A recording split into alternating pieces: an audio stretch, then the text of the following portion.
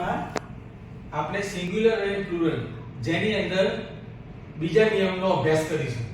Rule number 2 માં કેટલાક શબ્દો જેની પાછળ આપણે es મૂકવાથી બહુવચન બને છે. તો es ક્યારે લાગે એના નિયમો હું લખીશ. જો તમે ધ્યાનથી શબ્દો સાંભળશો, તૈયાર કરશો તો તમને વાક્ય બનાવવામાં આ શબ્દો યુઝફુલ બનશે.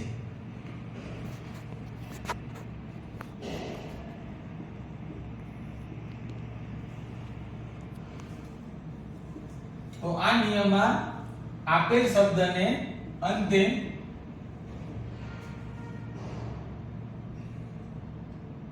s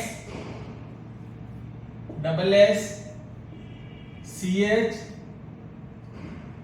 sh o અથવા k z આપેલ હોય તો તેની પાછળ es લાગે.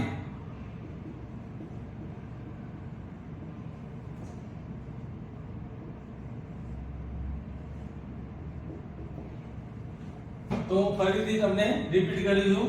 આપેલ શબ્દ, જે શબ્દ કે વર્ડ આપેલ છે સ્પેલિંગ, એના અંતે s double s ch sh o અથવા z આપેલ હોય તો તેની પાછળ es લાગે.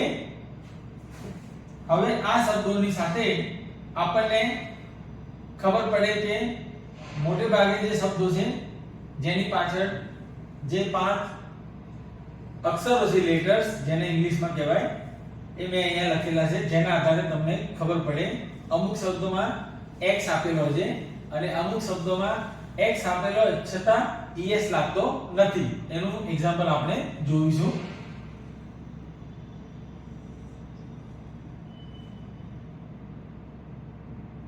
તો અહીંયા આપણે લખીશું સિંગ્યુલર આગળના નિયમ પ્રમાણે અને અહીંયા પ્લુરલ એકવચન અને બહુવચન. તો સિંગ્યુલર અને પ્લુરલ, તો એની અંદર આપણે પહેલું એક્ઝામ્પલ લઈશું s. એ બસ, બસીસ. તો અહીંયા આપણને એ બસ મતલબ વન બસ. જે શબ્દોની આગળ એ અને એન વપરાય છે એ એકવચન બતાવે છે. એ અને એન નો મતલબ વન થાય. જ્યારે આપણે પ્લુરલ એટલે બહુવચન બનાવીએ ત્યારે બહુવચનના એ અને એન નીકળી જાય છે.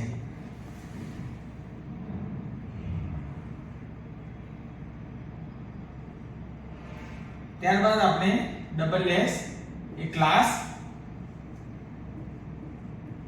ક્લાસીસ, એ ગ્લાસ, ગ્લાસીસ એટલે એક કરતા વધારે ક્લાસ, ક્લાસીસ એટલે એક કરતા વધારે વર્ગો, અને બસ નું બસીસ એટલે એક કરતા વધારે બસો. ત્યારબાદ આપણે બીજા એક્ઝામ્પલ પણ જોઈશું જે તમને એ વર્ડ થી વાક્ય બનાવતા આવડે અને એ શબ્દો તમારા માટે યુઝફુલ રહે, તમે એનો મીનિંગ સમજી શકો. એન્ડ એસ, એસ એટલે રાખ. કઈ પણ સળગાયા પછી જે રાખ વધે એને એસ કહેવાય. ત્યાં બહુવચન મળશે એસિસ. તો અહીંયા આપણે એસએચ એ નિયમ છે. બીજો એસ, એ ડબલ એસ. આ એસ નો મતલબ થાય ગધેડું, જેને આપણે ડોંકી કહીએ છીએ. એને પણ એસ કહેવાય છે ઇંગ્લિશમાં.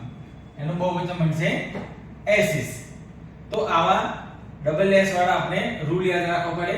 જેમ કે ગ્લાસ, ગ્લાસીસ, પછી જે પ્રમાણે ગ્લાસ, ગ્લાસીસ, પછી અલગ અલગ સેન્ટેન્સમાં કંપાસ તો કંપાસીસ. આ શબ્દો ઘણા બધા આપણે એક્ઝામ્પલ જે નેક્સ્ટ લેક્ચરમાં શીખીશું. આજે આપણે જે રૂલ નંબર 2 જેની અંદર આપણે અગાઉ 5 એક્ઝામ્પલ જોઈ લીધા.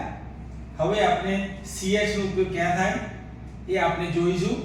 જેમ કે બેચ એટલે ટુકડી, તો સામે બનશે બેચીસ એટલે ટુકડીઓ. ત્યારબાદ આવશે એક ટ્રેન્ચ, ટ્રેન્ચની પાછળ ch આપેલી છે, બેચની પાછળ પણ ch છે.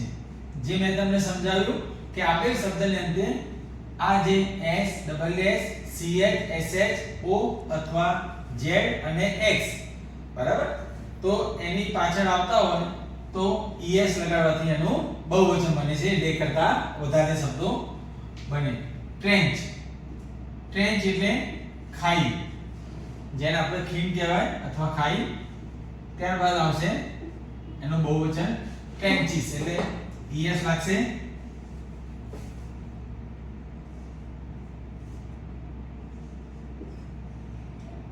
એ લસ તો સામે બનશે લસીસ.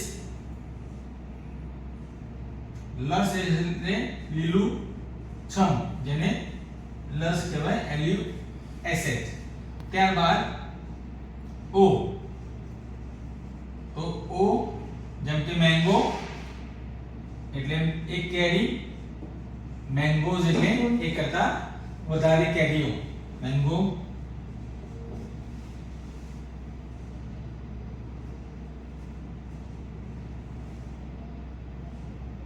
ત્યારબાદ આવશે ડો, જેની પાછળ આપણે જનરલી ઓ ઈ, એટલે અમુક સેન્ટેન્સમાં ઘણા શબ્દો એવા છે કે જેની પાછળ અમુક ઈ નથી આવતો અને ઈ કૌંસમાં આપેલો હોય છે. એટલે ડો જે છે જેની પાછળ es મૂકવાથી આને ઉચ્ચાર તરીકે આપણે ડોઝ બોલીશું. ગ્રામરમાં તમને એવું લાગશે કે આ ડસ છે, પણ એ ડો લખેલું છે. તો અમુક શબ્દોમાં જનરલી એક વચનમાં ડુ વપરાય છે, પણ જ્યારે તમે ઈ મૂકો તો એ એક પ્રાણી બને છે, જેને આપણે હરણી કહેવાય. ગુજરાતીમાં ડો શબ્દ વપરાય છે. એવા ઘણા શબ્દો છે બરાબર, જેની પાછળ ઓ તો es લાગે. હવે હું તમને જે એક્ઝામ્પલ કહું તો જેમ કે વિડિયો, ફોટો, તેની પાછળ ઓ આવે છે, પણ એની અંદર ઓ આપેલ છે છતાં s લાગશે, es લાગશે નહીં. તો એ આપણે જે રૂલ નંબર 5 માં શીખીશું. અગાઉ આપણે સિંગ્યુલર અને પ્લુરલ, જેની અંદર આપણે 10 વર્ડ જેની પાછળ es ક્યારે લાગે છે એ આપણે સ્ટડી કરી લીધા. હવે આપણે આની અંદર જે x અને z એના કેટલાક શબ્દો છે જે બહુવચનમાં ઉપયોગ કરવાથી વાક્ય મીનિંગફુલ બને છે. તો x એની અંદર આપણે જોઈશું એક્ઝામ્પલ તરીકે એ ટેક્સ, જેને આપણે કરવેરો કહીએ છીએ. સામે બહુવચનમાં ટેક્સીસ એટલે es લાગશે. ત્યારબાદ એ ઝેરોક્સ, તેની પાછળ પણ x આપેલ છે, તેનું બહુવચન બનશે ઝેરોક્સીસ. ત્યારબાદ આવશે એ ફોક્સ, ફોક્સ એટલે શિયાળ, જે શિયાળ પ્રાણી આવે એને ફોક્સ કહેવાય, લોમડી. અને ઇંગ્લિશમાં બહુવચનમાં એનું બનશે ફોક્સીસ એટલે es લાગશે. તો આ શબ્દોની પાછળ તમને ખ્યાલ આવ્યો છે કે x આપેલું છે એટલે es લાગે છે. ત્યારબાદ એ ફેક્સ, તો એનું બહુવચન બનશે ફેક્સીસ. એ બોક્સ, બોક્સ એટલે પેટી અથવા કોઈ ખાનું બરાબર, તો બહુવચનમાં એનું બનશે બોક્સીસ. હવે આની અંદર આપણે જોયું કે x આપેલ છે અને એની પાછળ આપણે es લગાવ્યું, પણ અમુક એવા શબ્દો છે જે અપવાદરૂપ છે. અપવાદરૂપ શબ્દો મોટે ભાગે વધારે હોતા નથી, જ્યારે નિયમવાળા શબ્દો અસંખ્ય હોય છે. એક બે શબ્દો છે જે તમારે યાદ રાખવા જરૂરી છે, કારણ કે જ્યારે તમારે વાક્ય બોલવું હોય તો બહુવચન કરેક્ટ હશે તો જ તમે પરફેક્ટ વાક્ય બોલી શકો. જેમ કે ઓક્સ, તો આ એક્ઝામ્પલમાં આપણે જોઈશું એન ઓક્સ. ઓક્સ એટલે બળદ, એક બળદ. તો મોટા ભાગના વિદ્યાર્થીઓ શું કરે, ઓક્સિસ કરે, પણ એ ગ્રામેટિકલી રોંગ છે, કારણ કે ઓક્સ નું બહુવચન બને છે ઓક્સન. એટલે when you want to say perfectly any sentence, you must know this plural rule, then you will say now these are oxen, આ બળદો છે. those are two oxen, મતલબ બે, એટલે તે આપણે બહુવચનમાં ઓક્શન જ વાપરવું પડે.